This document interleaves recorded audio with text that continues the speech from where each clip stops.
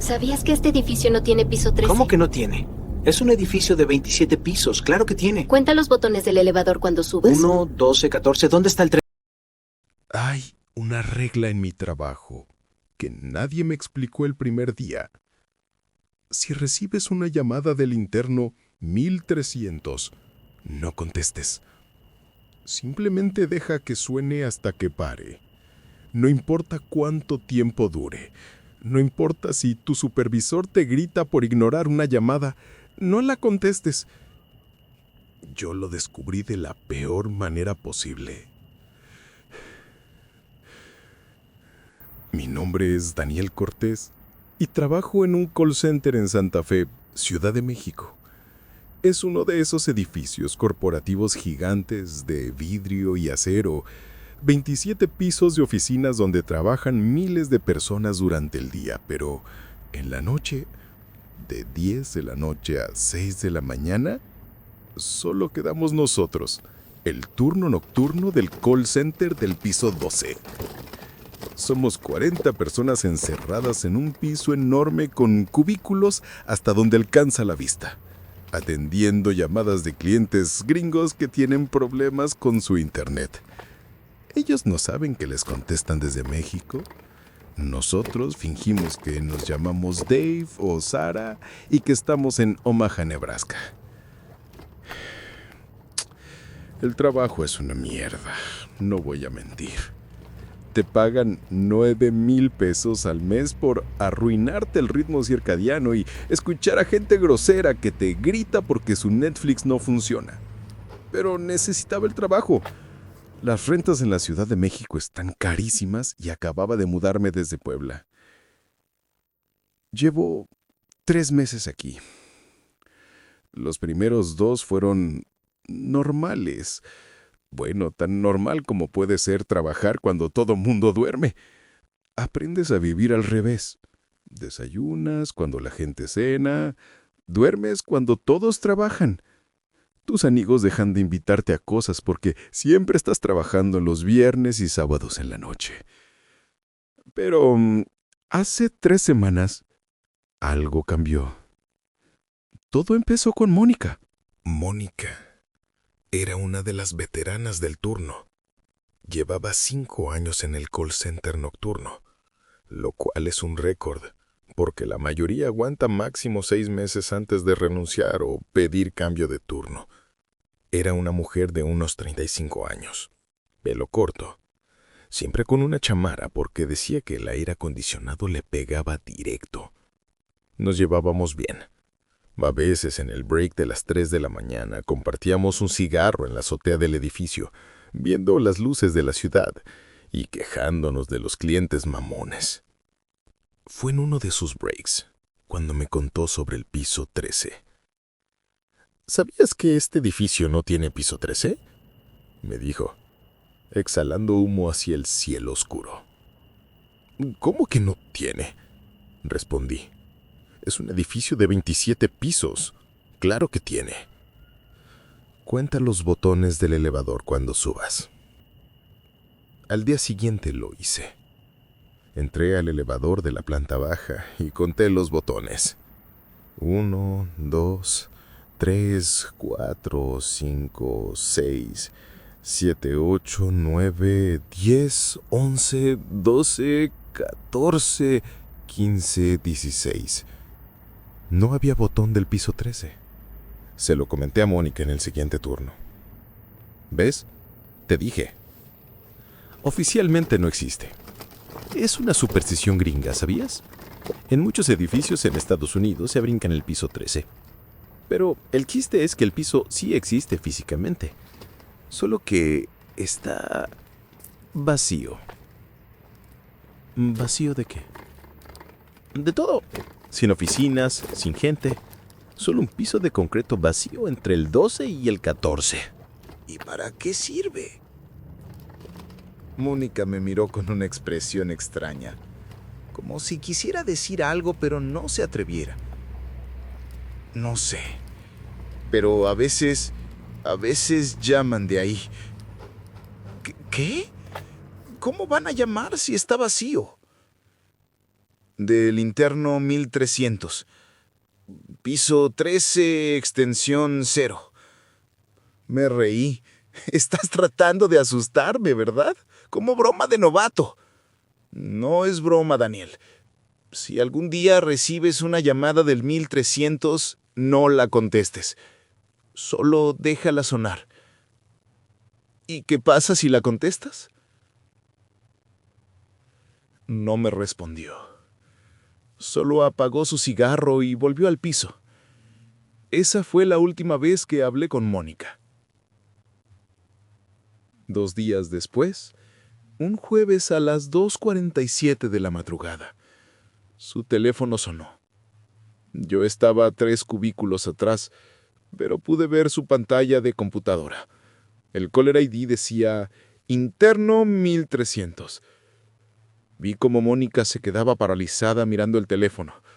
Sonó 1 vez, 2 veces, 3 veces, 4. Nuestro supervisor, un tipo odioso llamado Germán, le gritó desde su escritorio: «¡Mónica! ¡Contesta el teléfono! ¿Qué te pasa?». Ella negó con la cabeza. «¡Contesta o te descuento!». El teléfono seguía sonando. 5 veces. 6. 7. Finalmente, con la mano temblando, Mónica levantó la bocina y se la llevó al oído. No dijo nada. Solo escuchaba. Desde donde yo estaba, pude ver cómo su cara cambiaba. Primero, confusión. Luego, miedo. Luego, algo peor. Algo que no tengo palabras para describir. Como si estuviera viendo algo horrible que nadie más podía ver. Se puso de pie lentamente, todavía con el teléfono en la oreja. Empezó a caminar hacia la salida del piso, como zombi, sin quitarse los audífonos que seguían conectados al teléfono por cable. «Mónica, ¿qué haces?», preguntó Jazmín, otra de las operadoras. Mónica no respondió, solo caminaba. Cuando llegó a la puerta de salida, el cable de los audífonos se tensó y se desconectó. Ella ni siquiera pareció notarlo. Empujó la puerta y salió al pasillo. Germán se paró de su escritorio. «¿A dónde chingados va? No es hora de break». Salí corriendo detrás de ella, varios compañeros también. Mónica estaba en el pasillo, frente a los elevadores, presionando el botón de llamada una y otra vez. «Mónica, ¿estás bien?», le pregunté, tocando su hombro. Me miró, pero fue como si no me viera. Sus ojos estaban vidriosos, perdidos. «Tengo que subir. Tengo que ir al 13. Me están esperando». «¿Quién te está esperando?». «Los que llamaron». El elevador llegó. Las puertas se abrieron. Mónica entró. Traté de seguirla, pero Germán me jaló del brazo. «Déjala. Seguro es una crisis nerviosa. Ya llamé a seguridad». Las puertas se cerraron. Vimos los números iluminarse encima del elevador. 12, 13, 14. «Espera», dijo Jazmín. «¿El 13? ¿Se iluminó el 13? Nos quedamos ahí parados, confundidos. Los números siguieron subiendo. 15, 16, 17. Y se detuvieron. Esperamos. 1 minuto, 2, 5 minutos. El elevador no bajaba. Llegaron 2 guardias de seguridad, tipos aburridos con uniformes mal planchados. «¿Qué pasó?». «Una de las operadoras se metió al elevador y no ha bajado», explicó Germán. «Creo que está en el piso 17». Los guardias llamaron por radio a su compañero del piso 17. Nadie había visto a Mónica. Revisaron las cámaras de seguridad. Mónica entró al elevador en el piso 12. Las puertas se cerraron, pero nunca salió en ningún otro piso. simplemente desapareció. La policía vino a las 6 de la mañana, cuando terminó nuestro turno. Nos interrogaron a todos. Yo les conté sobre la llamada del interno 1300, pero me miraron como si estuviera loco. No existe el piso 13 en este edificio, dijo el detective. Es solo superstición. Pero el número se iluminó. Fue un error del panel. Estos elevadores viejos fallan todo el tiempo. Mónica nunca apareció. Su familia puso carteles. Los noticieros hablaron del caso unos días. Mujer desaparece misteriosamente en edificio corporativo de Santa Fe. Pero sin cuerpo, sin evidencia, el caso se enfrió. La empresa nos hizo firmar acuerdos de confidencialidad. Nos amenazaron con demandarnos si hablábamos con la prensa. Contrataron a una nueva operadora para reemplazar a Mónica. Y todos volvimos a trabajar como si nada hubiera pasado. Pero yo no podía dejar de pensar en esa llamada. El interno 1300. Me volví obsesivo. Durante mis breaks, en lugar de descansar, empecé a investigar sobre el edificio. Resulta que fue construido en 1998 por una empresa constructora que quebró años después. El piso 13 existía en los planos originales, pero en algún momento durante la construcción decidieron dejarlo vacío. ¿Por qué? Nadie lo sabía con certeza. Hablé con algunos guardias de seguridad viejos, los que llevaban años en el edificio. Don Esteban, un señor ya grande que trabajaba en la garita de entrada, me contó algo interesante. Mira, mijo, yo llevo aquí desde que abrieron este edificio. Y te voy a decir algo que no le digo a nadie. Hay algo raro con el piso 13. ¿Qué tipo de raro? En las noches, a veces, las cámaras de seguridad captan cosas. ¿Qué cosas? Movimiento, luces. Una vez, en 2003, un supervisor de limpieza reportó que escuchó voces viniendo del ducto del elevador, a la altura del piso 13. Música, como de hospital. Esa música ambiental, instrumental, que ponen en consultorios y en salas de espera. ¿Música de hospital? Ajá. Y otra vez, un técnico de mantenimiento tuvo que revisar el sistema de ventilación. Entró al ducto que pasa por el piso 13 y dijo que sintió presencias, como si hubiera gente ahí, pero no pudiera verla. Renunció al día siguiente. ¿Y por qué no investigan? ¿Por qué no abren el piso? Don Esteban se rió amargamente. Porque no quieren. El dueño del edificio, el señor Aguirre, prohibió expresamente que alguien acceda a ese piso. Dice que son puras supersticiones pendejas. Pero yo sé la verdad. ¿Cuál verdad? Se acercó y bajó la voz. Antes de que este edificio fuera construido, aquí había otra cosa. Un hospital privado que cerró en los 80s, el Hospital San Judas Tadeo. ¿Sabes por qué cerró? Negué la cabeza. Por un escándalo. Experimentos médicos sin consentimiento de los pacientes. Gente pobre que venía buscando ayuda y los usaban como conejillos de indias. Cirugías experimentales, medicamentos no aprobados, esas cosas. Cuando los medios se enteraron, hubo un escándalo enorme. Cerraron el hospital de la noche a la mañana. Demolieron casi todo el edificio, pero los cimientos quedaron. Y sobre esos cimientos construyeron este edificio corporativo. ¿Y el piso 13? Está exactamente a la misma altura donde estaba el piso de cirugía del viejo hospital, donde hacen los experimentos. Sentí un escalofrío recorrerme la espalda. Esa noche durante mi turno no podía concentrarme. Cada vez que sonaba mi teléfono, mi corazón se aceleraba. Revisaba el Caller ID obsesivamente. A las 2:30 a.m. fui al baño. Los baños del piso 2 están al final del pasillo, pasando los elevadores. Cuando regresaba, me detuve frente a los elevadores. Había algo que me carcomía en la curiosidad. Si el piso 13 no tenía botón en el panel, ¿cómo había llegado Mónica ahí? El número se iluminó. Lo vimos todos. Presioné el botón de llamada del elevador. Las puertas se abrieron. Entré. Miré el panel.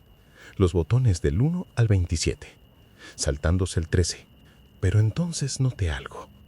Entre el botón del 12 y el 14 haría un espacio en blanco en el metal del panel, como si hubieran quitado un botón.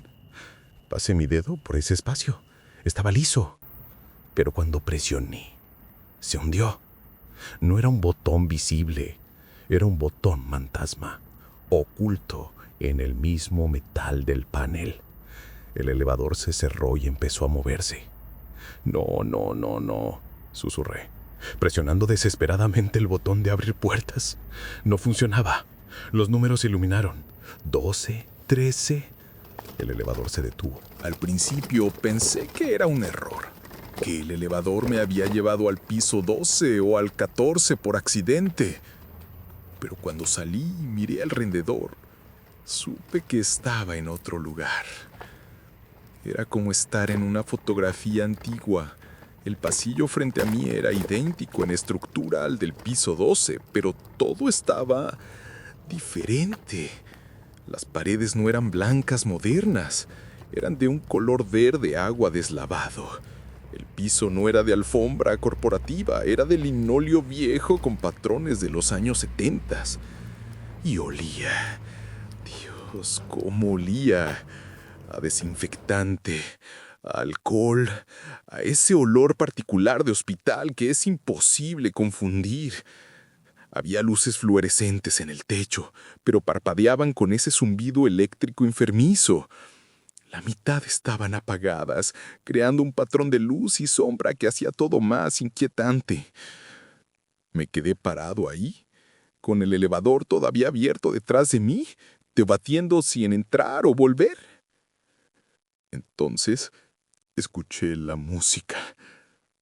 Música instrumental, suave, violines y piano, como la música que ponen en las salas de espera. Venía del fondo del pasillo. Las puertas del elevador empezaron a cerrarse. Entré en pánico y metí mi pie para detenerlas. ¡No te vayas!, murmuré. ¡No me dejes aquí! Pero las puertas presionaron mi pie con fuerza sobrehumana. Tuve que quitarlo o me lo habrían roto. Las puertas se cerraron. El elevador bajó. Estaba solo. Ok, Daniel, tranquilo. Solo estás en el piso 13, un piso vacío. No hay nada aquí. Solo tienes que encontrar las escaleras y bajar, me dije a mí mismo. Empecé a caminar por el pasillo. A ambos lados había puertas. Puertas con ventanitas redondas de vidrio, como las de los hospitales. Placas en las puertas decían quirófano 1, quirófano 2, sala de recuperación, radiología. Era un hospital, o al menos la memoria de uno. Llegué a una intersección. El pasillo se dividía en 3 direcciones. Sobre mi cabeza, letreros antiguos indicaban urgencias, pediatría, cirugía. La música venía de la dirección de cirugía. No sé por qué, pero mis pies empezaron a caminar en esa dirección, como si algo me jalara. El pasillo de cirugía era más largo. Las luces aquí funcionaban mejor. Podía ver con claridad. Demasiada claridad. Las paredes tenían fotografías enmarcadas, fotos viejas, de los años 70 o 80. Médicos posando con sus pacientes. Ceremonias de inauguración. Pero había algo malo en esas fotos. Los rostros de las personas estaban borrosos. No era cuestión de mala calidad. Era como si alguien hubiera frotado los rostros específicamente, dejando el resto de la imagen intacta. Seguí caminando. Pasé frente a una puerta que decía Sala de Operaciones 7. Por la ventanita pude ver al interior. Había una camilla, y en la camilla había alguien. Me quedé helado. Es un maniquí. O una alucinación. No puede ser real. La sábana se movió.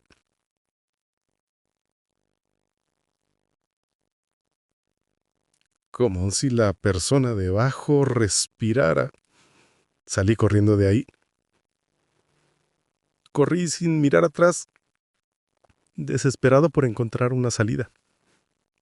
Pasé quirófanos, pasillos, más puertas. Todo era un laberinto. Finalmente vi un letrero luminoso, salida de emergencia. Una puerta roja al final del pasillo. Corrí hacia ella y la empujé con todas mis fuerzas. Se abrió. Pero del otro lado no había escaleras. Había otra sala. Era enorme, como un auditorio. Había filas y filas de asientos vacíos mirando hacia una plataforma central. En la plataforma había una mesa de operaciones y alrededor de la mesa, gente, médicos vestidos con batas verdes quirúrgicas antiguas, máscaras cubriendo sus rostros, pero estaban completamente inmóviles, como estatuas, como maniquíes, puestos en una escena macabra. En la mesa había un paciente. No pude ver si era hombre o mujer, porque estaba cubierto, pero pude ver los instrumentos quirúrgicos dispuestos a los lados, bisturíes, pinzas, sierras y sangre fresca goteando de la mesa hacia el piso. Uno de los médicos volteó su cabeza hacia mí. Lentamente, mecánicamente, detrás de su máscara, donde deberían estar sus ojos, solo había oscuridad. Todos los demás médicos voltearon también. 12, 15, 20 figuras vestidas de verde, todas mirándome con sus caras vacías. Cerré la puerta de golpe y corrí. Ya no buscaba salida, solo corría. Las luces empezaron a parpadear más rápido. La música se volvió más fuerte, distorsionada, como si el disco estuviera rayado. Las puertas a mi alrededor empezaron a abrirse y cerrarse solas. Slam, slam, slam. Y entonces la vi. Al final del pasillo. Mónica. Estaba parada ahí, de espaldas, con su chamarra característica, su pelo corto, inmóvil. ¡Mónica! Grité, deteniéndome. Se volteó lentamente. Era ella, pero no era ella. Su cara estaba pálida. Sus ojos estaban vacíos, como los de los médicos. Su boca se movía, pero sin sonido. Al principio. Luego, como si alguien subiera el volumen gradualmente, escuché su voz. No debiste venir, Daniel. ¡Mónica! ¿Qué te pasó? ¿Dónde estás? Te hemos buscado. Yo atendí la llamada. Ahora soy parte de este lugar y tú también. No, no, yo me voy. Voy a salir de aquí. No puedes. El piso no te deja ir. No hasta que contestes. ¿Contesta qué? Señaló detrás de mí. Me di la vuelta. Había un escritorio que no estaba ahí hace un segundo. Un escritorio con un teléfono viejo, de los años 80, beige con botones cuadrados. Y estaba sonando. Ring, ring, ring. Contesta, dijo Mónica. Es para ti. No, no voy a contestar. Contesta. Su voz se multiplicó. Ya no era solo Mónica. Eran cientos de voces hablando al unísono, todas diciendo lo mismo. Contesta. Contesta. Contesta. El teléfono seguía sonando. Las puertas a mi alrededor se abrieron. De ellas empezaron a salir figuras.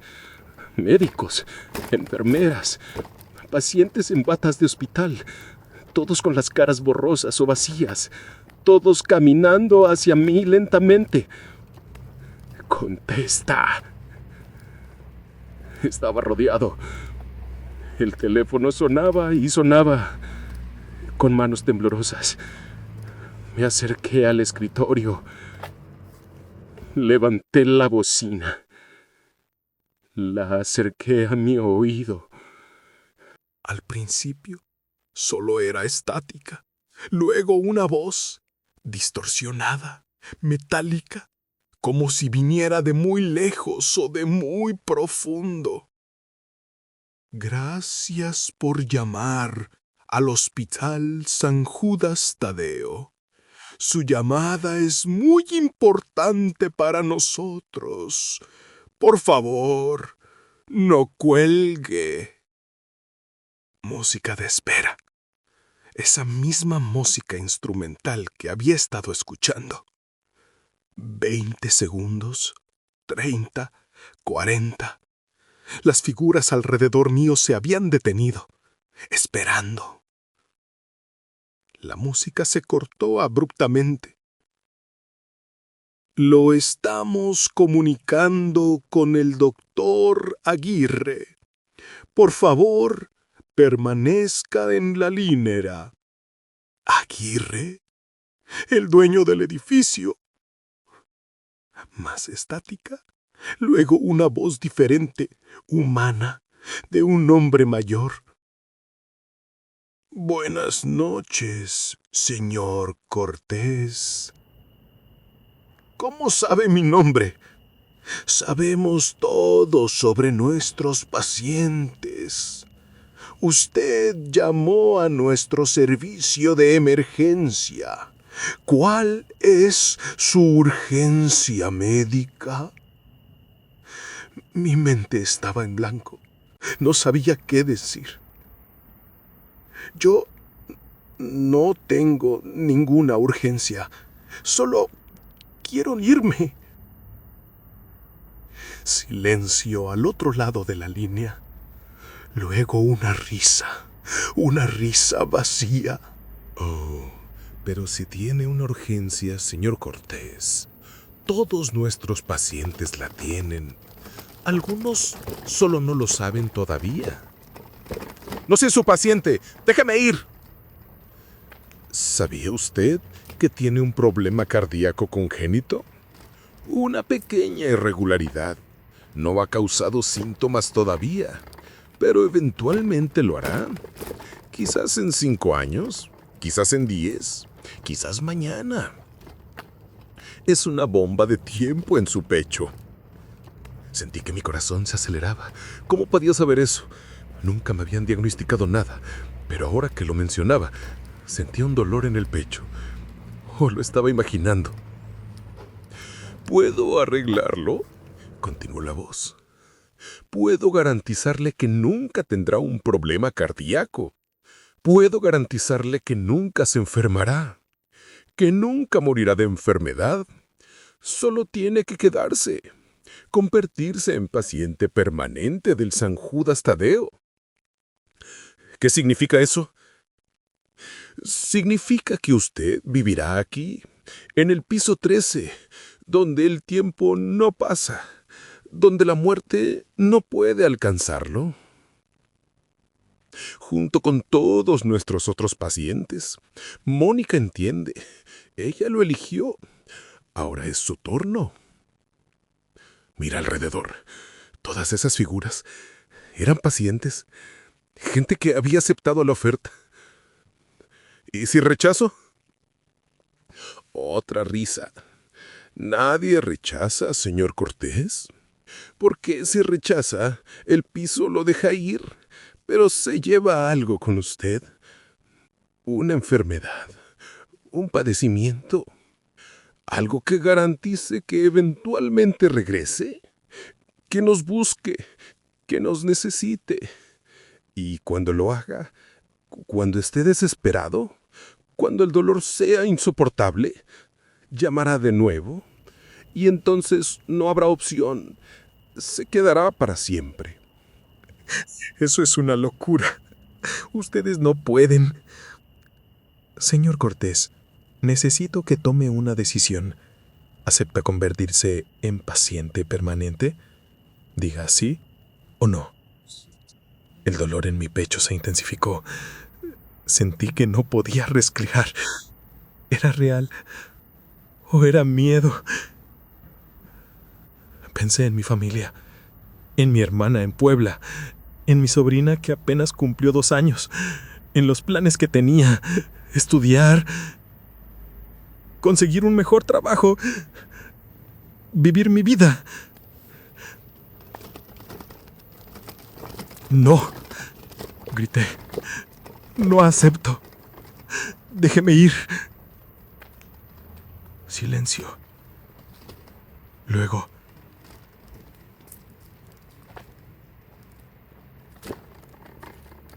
la voz, fría y distante.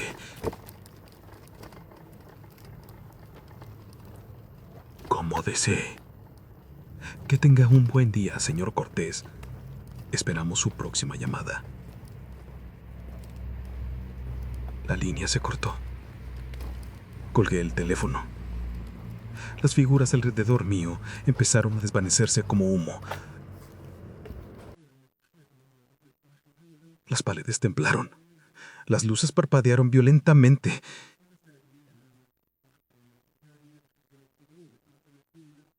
Mónica me miró una última vez.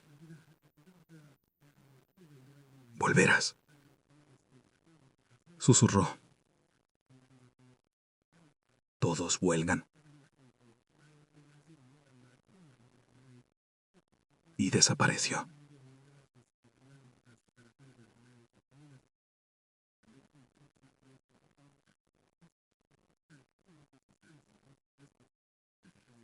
El piso empezó a colapsar. O eso sentí. Todo se volvió oscuridad. Sentí que caía.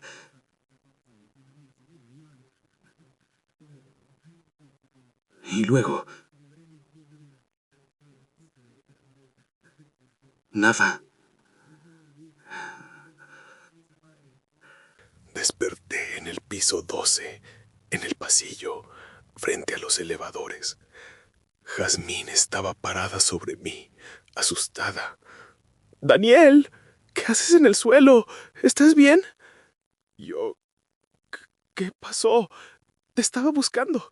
Llevas como 20 minutos fuera de tu estación. Germán está enojadísimo. Me ayudó a levantarme. Estaba desorientado, mareado. Revisé mi reloj.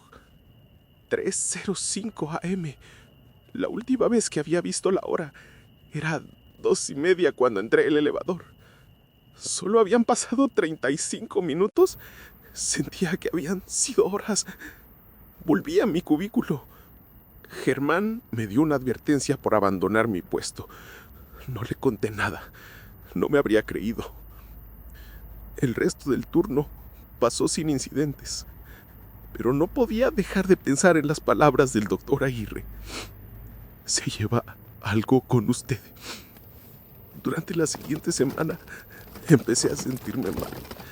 Cansancio extremo, dolor de cabeza constante y ese dolor en el pecho que iba y venía. Fui al médico. Me hicieron análisis, radiografías, un electrocardiograma. Todo salió normal. Es estrés, me dijo el doctor. Trabaja de noche, ¿verdad? El horario nocturno puede destrozar su salud. Considere buscar otro empleo. Pero yo sabía que no era eso. Los síntomas empeoraron. Empecé a tener dificultad para respirar. Palpitaciones.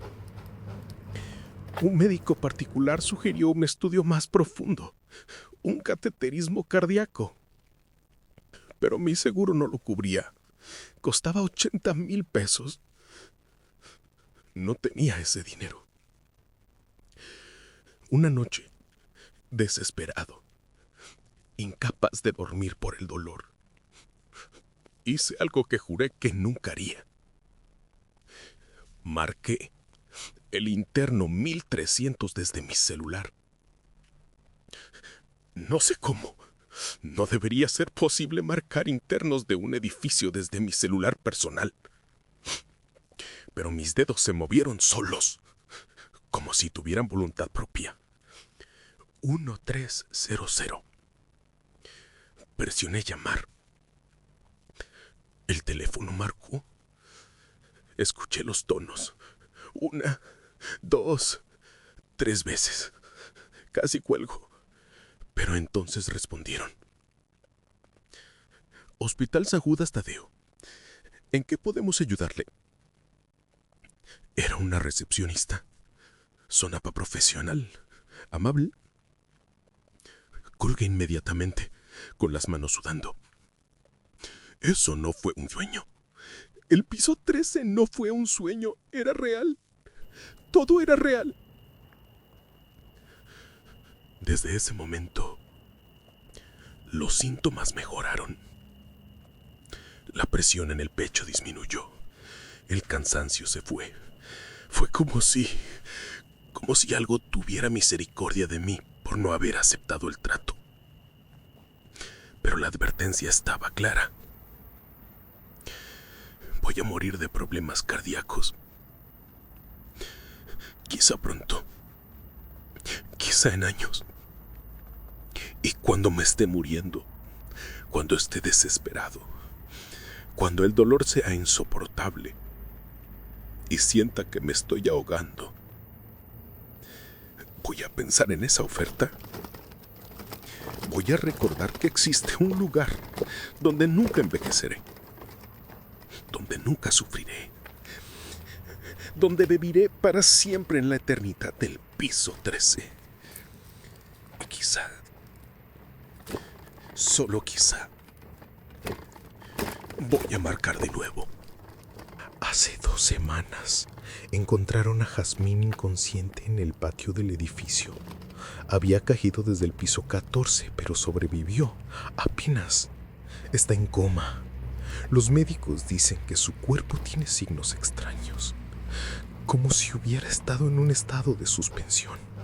Su piel está normalmente fría. Su corazón late apenas 20 veces por minuto. Los doctores no saben qué le pasó, pero yo sí. Recibió una llamada. Ayer, el nuevo supervisor, Rodrigo, me pasó un reporte. Revisó las grabaciones de teléfono del edificio. Entre las 2:47 y las 3:15 a.m. del día que Jazmín desapareció, su teléfono recibió 14 llamadas del interno 13,000. 14 llamadas que ella no contestó. Pero entonces, en la última, la número 15, ella presionó el botón de respuesta. La llamada duró exactamente 3 minutos y 19 segundos. Después de eso, ella simplemente se levantó, abandonó su estación y nadie la volvió a ver hasta que fue encontrada en el patio.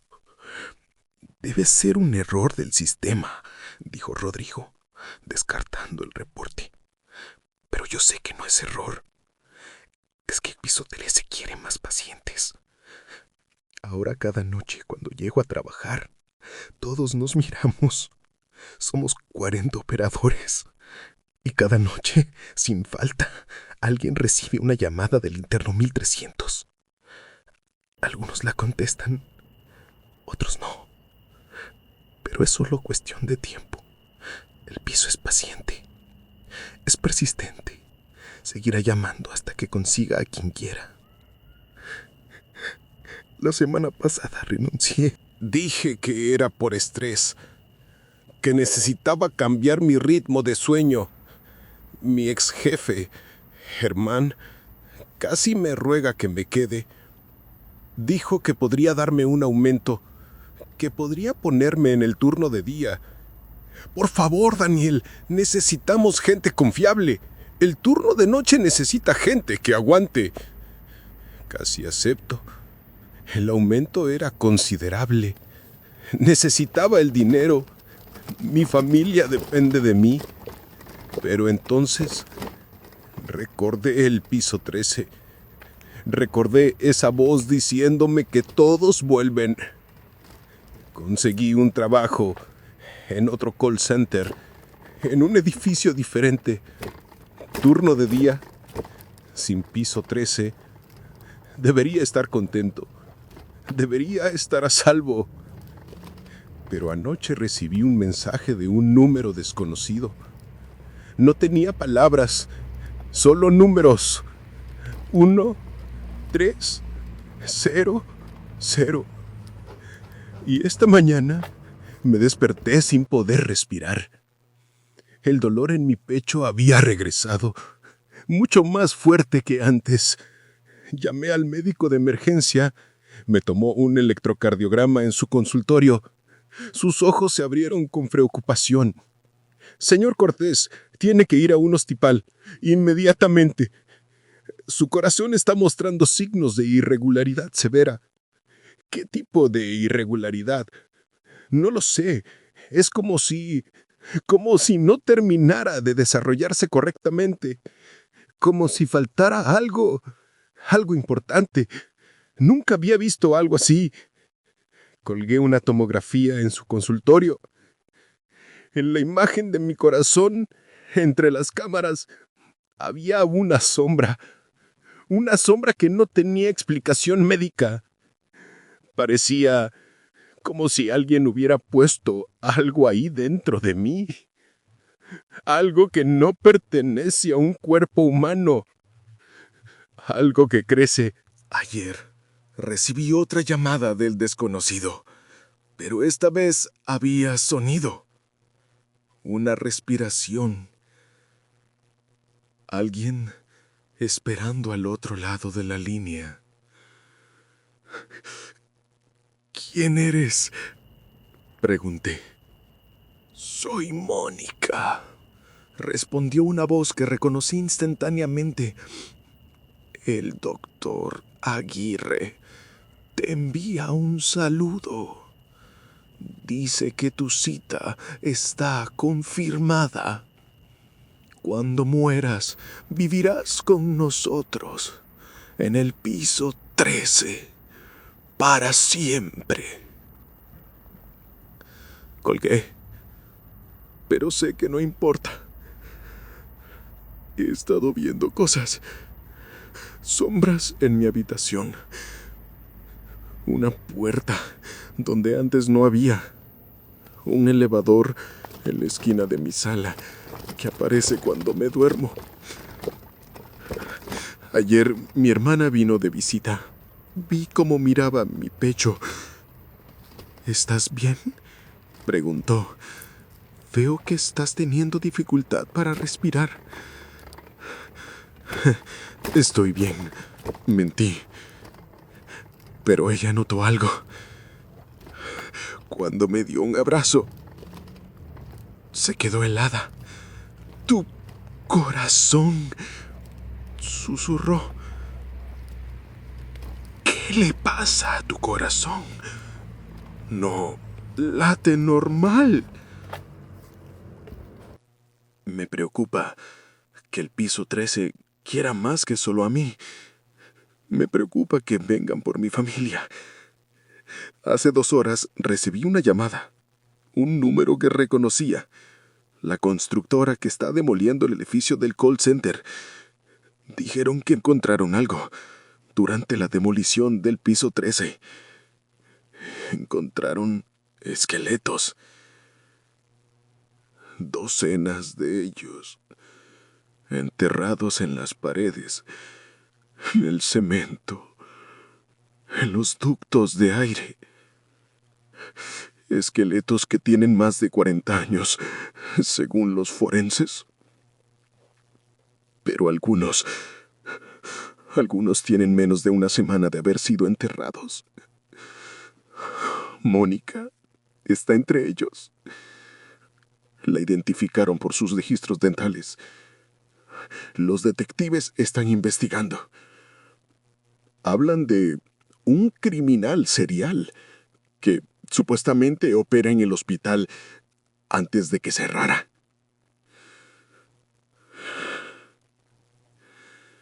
Pero yo sé la verdad. El piso 13 no es un asesino. Es una entidad. Una cosa. Un hambre. Y sigue alimentándose. Sigue esperando. Porque mañana es mi turno de trabajar. Mi empresa me asignó temporalmente a cubrir un turno de emergencia en un cliente importante.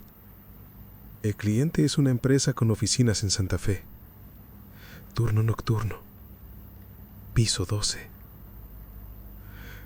No puedo rechazarlo. Perdería mi empleo. Necesito mantener mi seguro médico para los estudios que me faltan.